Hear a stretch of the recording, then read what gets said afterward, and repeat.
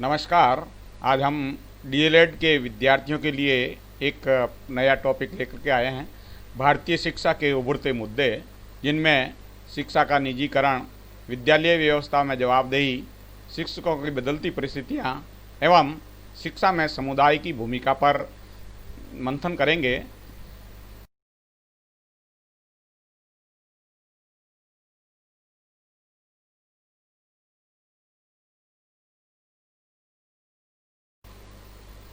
सबसे पहला मुद्दा है शिक्षा का निजीकरण। स्वतंत्रता के समय तीन तरह की शिक्षण संस्थाएं संचालित थी: राजकीय संस्थाएं, निजी संस्थाएं और अनुदान प्राप्त निजी शिक्षण संस्थाएं। चूँकि शिक्षा का दायित्व राज्य सरकार का था, इसलिए राजकीय विद्यालयों का जाल तेजी से फैला, लेकिन निजी विद्यालय भी बने रहे। 1980 के दशक के बाद कई संस्थाओं का अनुदान बंद करने से या तो वे सरकारी विद्यालय हो गए या फिर पूर्णतः निजी विद्यालय बन गए। धीरे धीरे निजी विद्यालयों की संख्या बढ़ने लगी। वर्तमान में स्थिति यह है कि गांव ढाणियों में भी निजी विद्यालय संचालित हो रहे हैं और राजकीय विद्यालयों के बराबर शिक्षा के प्रसार में जुटे हुए हैं। Elementary education in India progress towards UG प्रकाशन एवं न्यूपा नई दिल्ली 2013 की रिपोर्ट और राजस्थान में शिक्षा की प्रगति 2012-13 माध्यमिक शिक्षा निदेशालय बीकानेर की रिपोर्ट के अनुसार प्राथमिक शिक्षा कक्षा 1 से 5 में भारत में 36% बच्चे व राजस्थान में 45% बच्चे निजी विद्यालय में जा रहे थे। उच्च प्राथमिक स्तर कक्षा 6 से 8 में भारत में 41% बच्चे व राजस्थान में 47% बच्चे निजी विद्यालयों में जा रहे थे। माध्यमिक स्तर कक्षा 9 से 12 में राजस्थान में 56% बच्चे निजी विद्यालय में जा रहे थे। भारत में कुल 64% बच्चे व राजस्थान में कुल 55% बच्चे राजकीय विद्यालय में जा रहे थे। राजकीय विद्यालय में पढ़ने वाले अधिकांश बच्चे दूर दराज के इलाकों में रहने वाले तथा अल्प आय वर्ग से हैं। 1980 के बाद शिक्षा के निजीकरण के बहुत सारे कारण हैं। पहला कारण है समाज के उच्च आय वर्ग के लोगों का मानना है कि राजकीय विद्यालयों में गुणवत्तापूर्ण शिक्षा नहीं मिलती है। दूसरा, राजकीय विद्यालयों में शिक्षा का माध्यम हिंदी या मातृभाषा, जबकि अधिकांश निजी विद्यालयों का शिक्षा का माध्यम अंग्रेजी भाषा है। अभिभावकों की सोच है कि अंग्रेजी माध्यम से पढ़कर बच्चे उच्च आय वाली नौकरियां हासिल कर सके। तीसरा कारण है राजकीय विद्यालयों में भौतिक व मानवीय संसाधनों की कमी, जिसका नकारात्मक प्रभाव शिक्षा की गुणवत्ता एवं परीक्षा परिणामों पर पड़ा। चौथा, राजकीय विद्यालय में शैक्षिक नवाचारों जैसे गुरु मित्र योजना, अविभक्त इकाई, MLL, लहर कार्यक्रम, सतत एवं व्यापक मूल्यांकन, स्वमूल्यांकन, सहपाठी समूह मूल्यांकन आदि का लगातार प्रयोग किया गया, जिसका शिक्षक व छात्रों पर नकारात्मक प्रभाव पड़ा तथा शिक्षा की गुणवत्ता पर प्रश्न चिन्ह लगा।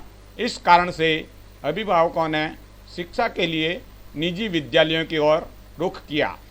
पांचवा कारण है राजकीय विद्यालयों के शिक्षकों पर शिक्षण के अतिरिक्त अन्य दायित्वों का भार, जैसे BLO, मध्याह्न पोषाहार, विभिन्न सर्वे, सूचना संप्रेषण आदि कार्यों के कारण शिक्षा की गुणवत्ता प्रभावित हुई, जिससे लोगों का रुझान अपने बच्चों की शिक्षा के लिए निजी विद्यालयों की ओर बढ़ा।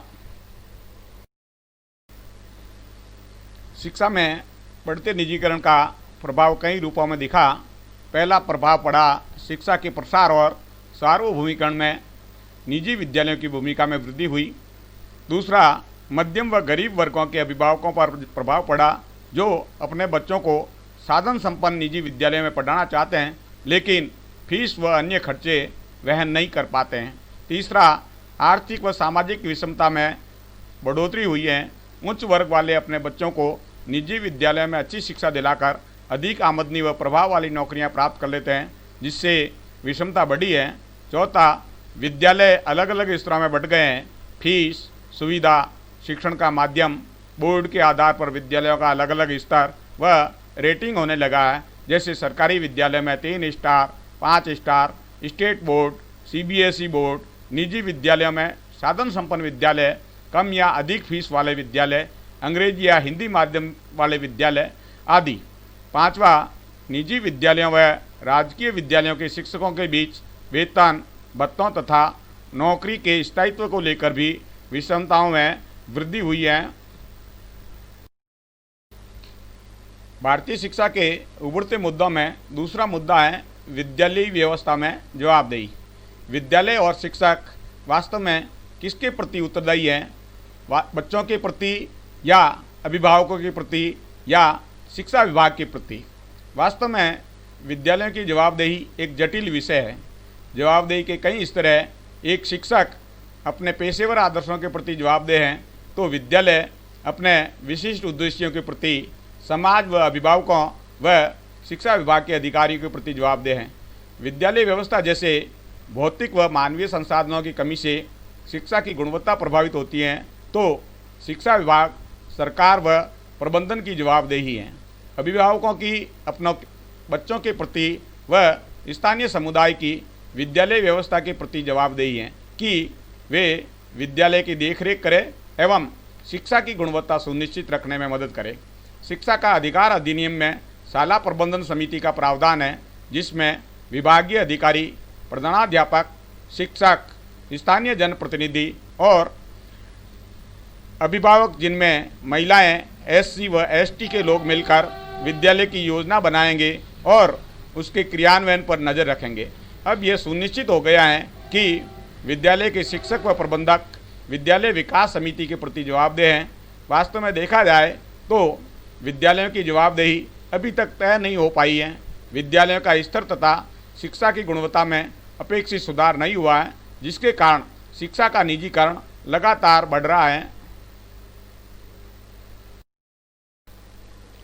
भारतीय शिक्षा के उभरते मुद्दों में तीसरा मुद्दा है शिक्षकों की बदलती परिस्थितियाँ।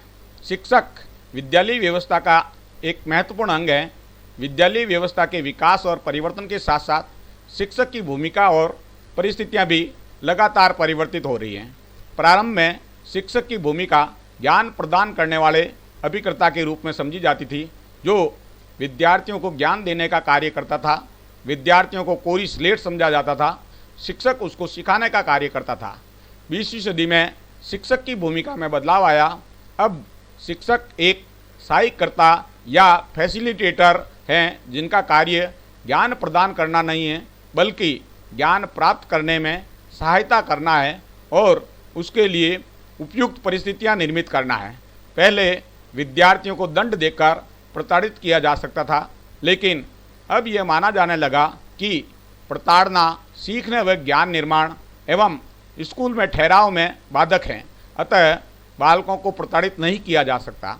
अब शिक्षकों की नियुक्ति, सेवा सुरक्षा, वेतन भत्ते, प्रशिक्षण, पेंशन आदि व्यवस्थाओं में भी बहुत कुछ परिवर्तन हुए हैं। पैरा टीचर की संकल्पना आई है, जिन्हें कम वेतन तथा अस्थायी नियुक्ति प्रदान की जाती है। इसके परिणाम स्वरूप उनके पद की गरिमा में गिरावट आई है। इसके साथ साथ शिक्षा का व्यापक निजीकरण के चलते शिक्षकों की परिस्थितियों में बहुत असर पड़ा है। भारतीय शिक्षा के उभरते मुद्दों में चौथा मुद्दा है शिक्षा में समुदाय की भूमिका। आज की परिस्थितियों में विभिन्न समुदायों के प्रभावशाली परिवार एवं सामुदायिक संगठन, न्यास, संस्थाएं, फाउंडेशन आदि शिक्षा के प्रचार प्रसार में अपनी विशेष भागीदारी निभा रहे हैं। बालक बालिकाओं के विकास, उनकी आदतें, व्यक्तिगत विशेषताओं तथा रुचियों पर समुदाय का उल्लेखनीय प्रभाव पड़ता है। शिक्षा की उन्नति व विद्यालय के सुचारू प्रबंधन के लिए आवश्यक है कि समुदाय व विद्यालय में आपसी समन्वय हो तथा समुदाय विद्यालय की विभिन्न गतिविधियों के संचालन में शिक्षकों का सहयोग करे। शिक्षक अभिभावक संघ स्थापित हों, जिससे अभिभावकों को विद्यालय की गतिविधियों से जोड़ा जा सके। विद्यालय प्रबंधन समिति का गठन कर उसके माध्यम से विद्यालय प्रबंध में समुदाय की सहभागिता सुनिश्चित की जा सकती है। समुदाय के साथ विभिन्न बैठकों में बालकों की शैक्षिक प्रगति साझा कर उनके शैक्षिक उन्नयन में समुदाय का सहयोग लिया जा सकता है। बालिका शिक्षा, नामांकन, ठहराव, अनुशासन आदि मुद्दों पर समुदाय बहुत कुछ सहयोग कर सकता है। समुदाय के साथ शिक्षकों को अपनी चुनौतियों पर चर्चा कर समाधान हेतु प्रयास किए जाते हैं। वास्तव में विद्यालय प्रबंधन समिति एक विद्यालय की शैक्षिक प्रक्रियाओं और प्रबंधकीय प्रक्रियाओं के बेहतर समन्वयन और संचालन के लिए एक लोकतांत्रिक उपकरण है